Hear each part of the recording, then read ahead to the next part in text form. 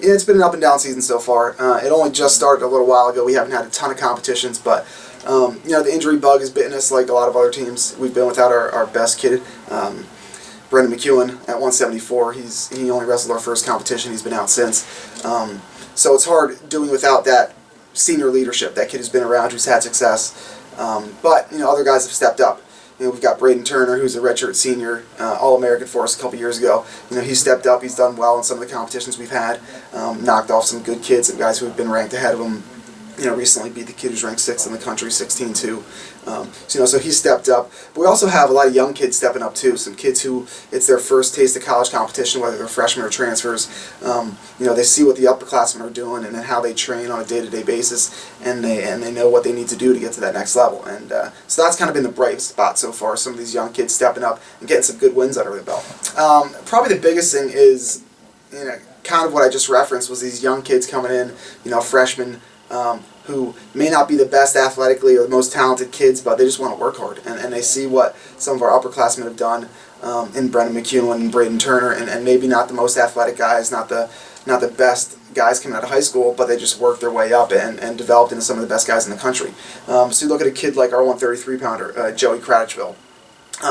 True freshman out of New Jersey, state qualifier last year, only started wrestling in 6th or 7th grade.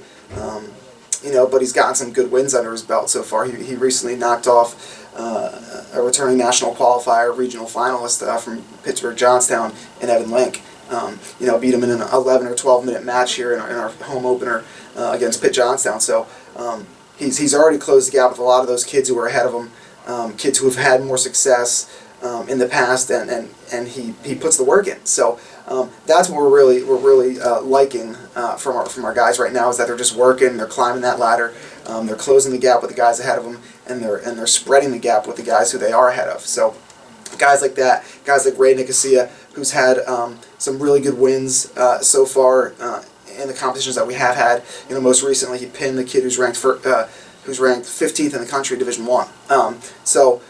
Those are some bright spots. We've got to clean up some things and continue to make progress, but we're coming together as a team. We have 7 guys ranked regionally, which is the most we've had in my time here. And we're missing some other guys where we could get back second semester and really fill in our lineup and really make a push here towards the end. I think first and foremost with any team, really at any point in the season, it's about staying healthy. We really try to actively do a lot of things to make sure these guys are healthy and they feel good when we're in there training and we're competing. So we take the rest when we need to take the rest.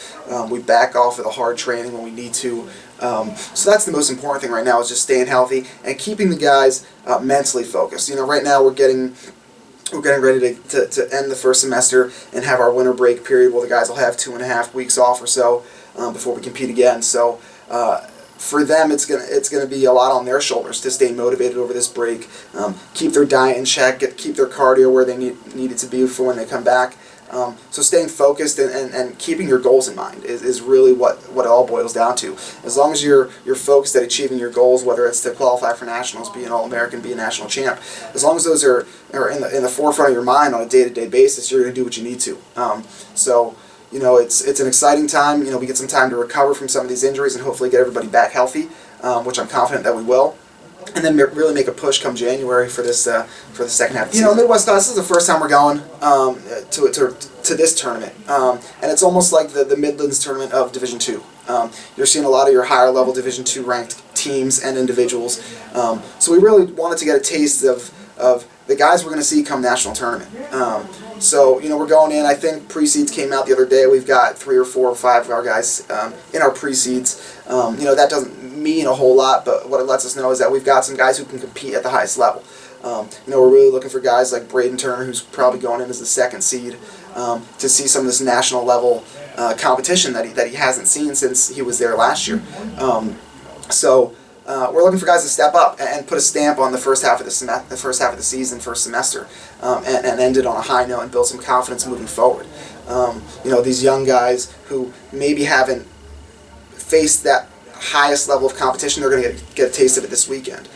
We saw a little bit of it at the PSAC tournament this past weekend with a lot of the D1 teams, but But now it really matters. Now we're seeing kids in Division II who we're going to come see at the national tournament. So if we can get a win over one of those kids, build some confidence moving forward, move ourselves up in the ranking and get some seeding points moving forward, we're in a good spot. So, we're really not sure what we're getting ourselves into. It's our first time there, but we know it's going to be a tough competition, and we're excited about it. We're looking to move forward and get a couple place winners out there.